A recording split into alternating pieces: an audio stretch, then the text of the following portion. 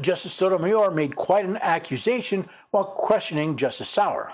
You're asking us to destroy the structure of government and to take away from Congress its ability to protect its idea that the government is better structured with some agencies that are independent.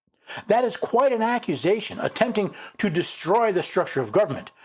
Before we get into the details, I think General Sauer had the perfect response. I think what the fundamental alteration of the structure of the government was ushered in by Humphreys, and then the Congress kind of took Humphreys and ran with it in the building of the monstrous administrative state and the proliferation of independent agencies that are insulated from democratic control. See, it wasn't President Trump attempting to fundamentally alter the structure of government. It was the court in the Humphreys decision. Congress then took and ran with it. Sotomayor went on.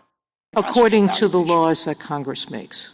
And that's the point Justice Jackson was emphasizing. What you're saying is the president can do more than what the law permits. I think I would repeat what I said before. There's a strong line of precedent recognizing that the text and structure of the Constitution confer on the president the exclusive and illimitable power to remove executive officers, and as a result of that, Humphrey should be overruled. First, let's look at Justice Sotomayor's statement that the president wants to do more than the law, or at least the law passed by Congress, allow.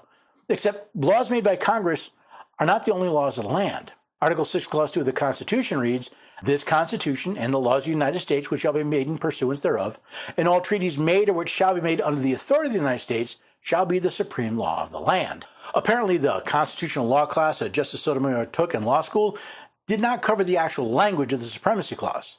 The Constitution is the supreme law of the land. Only laws of the United States made following the Constitution are also considered supreme.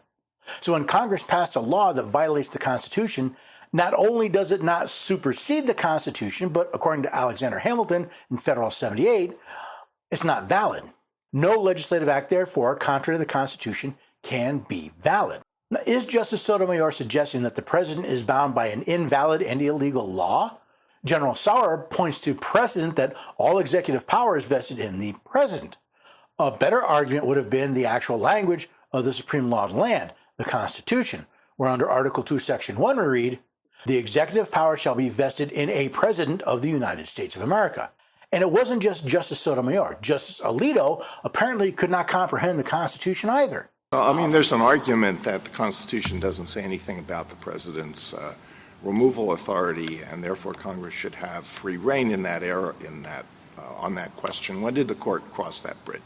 Except the Constitution did not create a government that can do anything it wants as long as it's not prohibited. It created 3 branches and listed specific enumerated powers for each, and that is all the power it has. The fact that the Constitution didn't say the president has removal authority doesn't change the fact that it did not grant to Congress the power to execute laws. Now, Justice Kagan brought up another important question that most people haven't talked about. Well, let me ask you how you would justify, and how you would justify it consistent with the proposition that all executive power is vested in the president.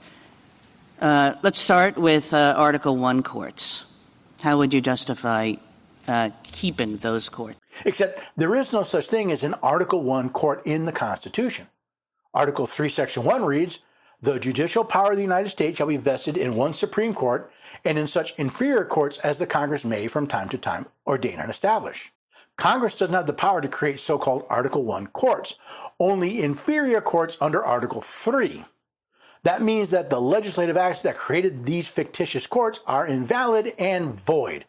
Meaning, not only do these courts not legally exist, but their decisions are at best meaningless and at worst violations of federal law.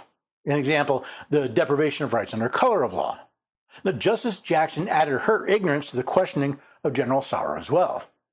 You're asking us to infer this based on the Constitution's structure, and I don't know why we'd make that inference when the power to create agencies and set everything up lies with Congress.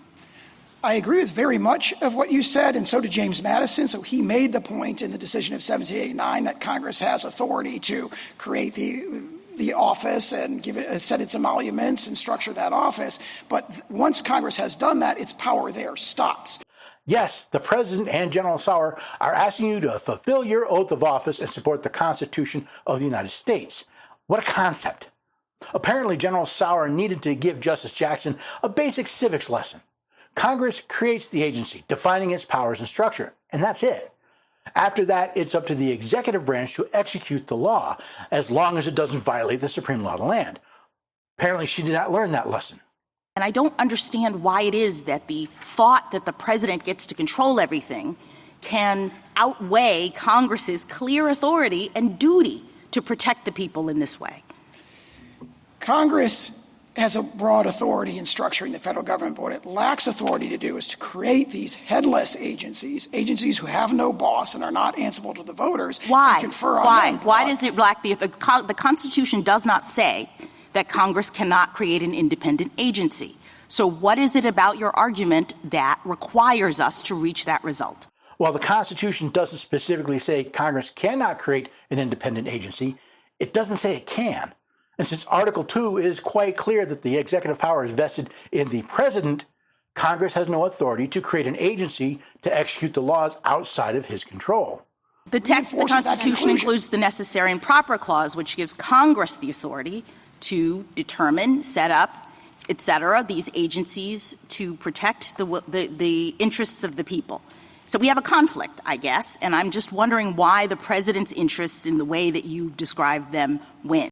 The only conflict in that statement is between you and the Constitution, Justice Jackson. The necessary and proper clause reads, Congress has the power to make all laws which shall be necessary and proper for carrying into execution the foregoing powers and all other powers vested in the Constitution and all other powers vested by this Constitution in the government of the United States or in any department or officer thereof. General Sauer's response, I think, made that point well. It is not proper under the necessary and proper clause for Congress to peel away executive power from the president and give it to someone who's not answerable to the voters. Meanwhile, Justice Jackson points to the real problem with the position represented by Mr. Agarwal. Presidents have accepted that there could be both an understanding of Congress and the presidency, that it is in the best interest of the American people to have certain kinds of issues handled by experts who, and I think you were in your colloquy with Justice Kagan, you identified the fact that these boards are not only experts, but they're also nonpartisan. So the seats are actually distributed in such a way that we are presumably eliminating political influence because we're trying to get to science and data and actual facts related to how these decisions are made.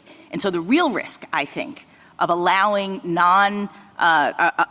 these kinds of decisions to be made by the president, of saying everybody can just be removed when I come in, is that we're going to get away from those very important policy considerations. The problem is these agencies, not to mention the logic behind them, are anathema of both the constitutional republic and a government of, by, and for the people. She is claiming that the people be governed not simply by their elected representatives, but by an unelected class of so-called experts. Not only is that unconstitutional, but an abandonment of the republic. Just because some presidents and Congresses have done it does not make it right, nor does it make it legal.